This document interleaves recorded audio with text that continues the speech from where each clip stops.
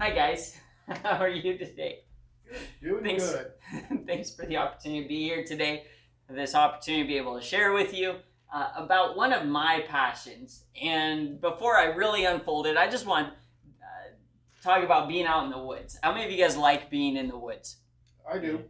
I love going out on hiking trails. I like going out on adventures or spending the weekend in the mountains or the whole week, things like that, and listening to everything that's taking place. No doubt there's times where I've slept in the middle of a tent out in the middle of national forest and you begin to hear all the different cracking of branches and things like that, and you're wondering what in the world is outside of your tent, like some of you guys around. But outside of that, I love sitting out on a rock and you begin to hear chipmunks chattering back and forth or birds that are squealing in the air, and you can begin to watch a hawk chasing a sparrow and fighting over a nest or something. You hear chipmunks chattering, and at times you can almost hear the aggression in their tone that they're fighting over an acorn or a nesting site or who knows what. But you begin to pick up on all these different sounds out in the woods, and it's really led me to realize just God's design of mankind interacting with creation and how God has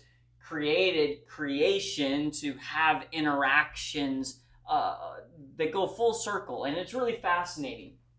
But then you come home and you take all of that thought on how these different chipmunks were interacting, or squirrels, or birds, or any different animals that you find out there. And then you begin to think about the interaction with your house pets in those moments where you're in the kitchen and you make some stupid mistake, or you embarrass yourself and you turn around and you're thankful that nobody else is there, but you see your dog sitting there and it's wide-eyed and it's just staring at you, and you're thinking, oh, I'm sure glad that my dog can't talk because that was super embarrassing.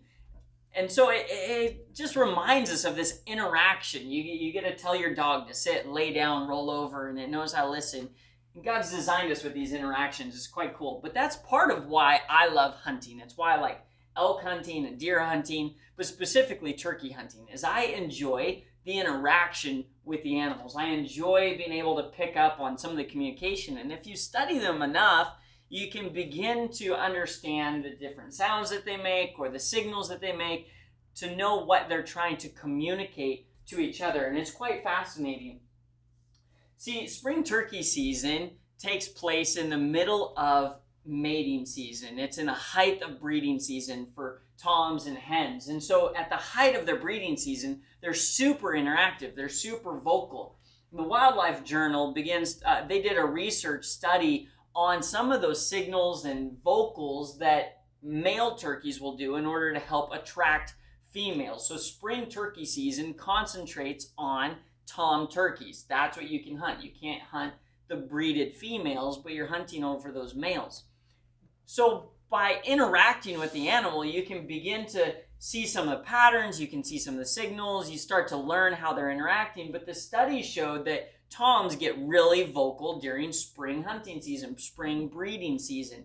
And so they'll fluff their tail feathers, they'll pump out their chest. They got these big beards and red heads, and they come out there strutting and nodding it back and forth. And they're trying to do all this hoping to woo in a hen for the opportunity to breed. For turkey hunting, it gets exciting though, because it allows turkey hunters to become interactive by studying the different signals and sounds that they're making. And so turkeys communicate with all of these different functions, and so we can pick up on them and begin to emulate those sounds. So today I want to ask you guys to do something super uncomfortable. I want you to take just a moment and give me your best turkey impression. I want to hear true turkey gobbling or turkey calling. Here, let me give you just a quick illustration of what a turkey could sound like.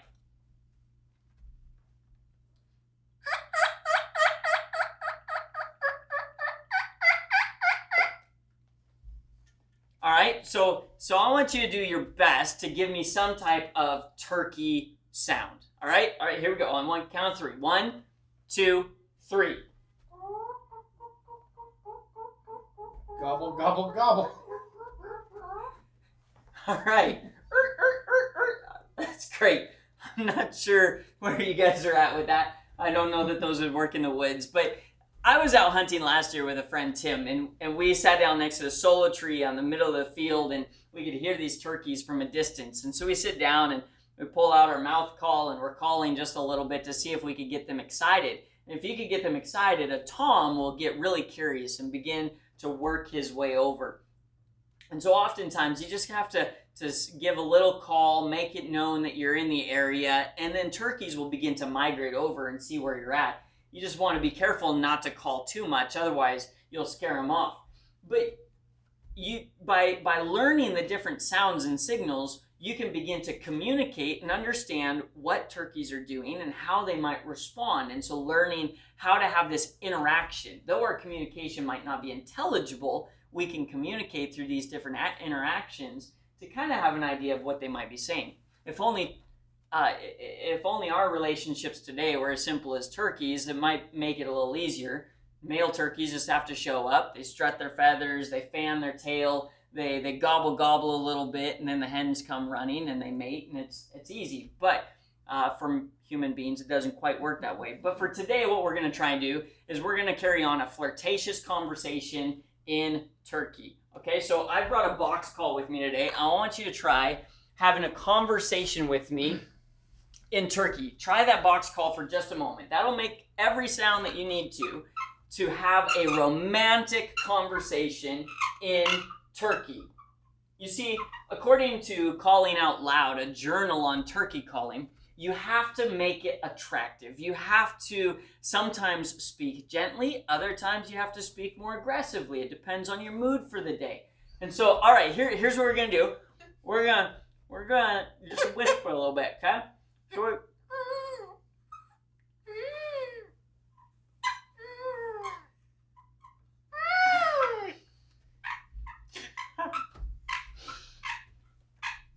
that's all right. All right, now give me a little harder chirp. Like you want to show me that you're interested in me, okay? All right. Here we go.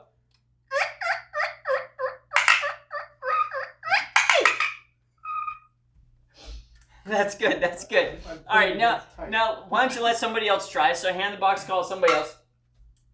All right, so here's what you're going to do. According to Draper writes this. He's on a college campus, and he's talking about using his turkey calls on the University of Mississippi.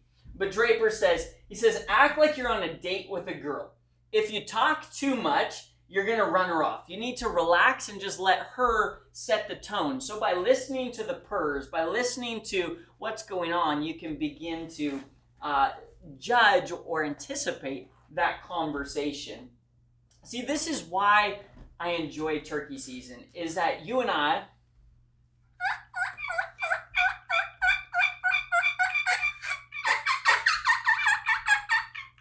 we can have this conversation with turkeys and draw them in, and it gets really exciting as we interact with the animal. And so beyond just killing them, just beyond hunting them and eating them, really it's the interaction with the animal that I really enjoy.